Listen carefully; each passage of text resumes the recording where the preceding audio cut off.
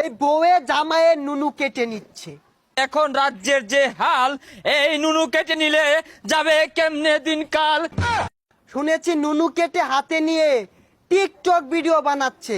না, এ হতে পারে না। আমার রাজ্যের একজন সাধারণ মানুষের নুনু যদি নিরাপদে না থাকে, তা আমি রাজা চন্ডবালির নুনু কিন্তু নিরাপদে নাই।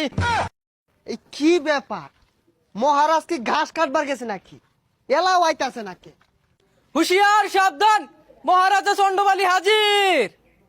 কই গো, একটু হুনে যাও, কি হয়েছে তোমার, কেন করো না রাও।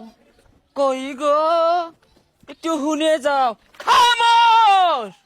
কুল কুল ঠান্ডা মহারাজ। এ মহারাজ চন্ডবালিয়া তো রেগে গেলে তো হবে না, রাজ্য চলবে না তো।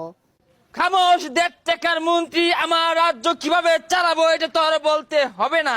তোর কথা শুনে আমার মুতা ধরে গেল মন্ত্রী।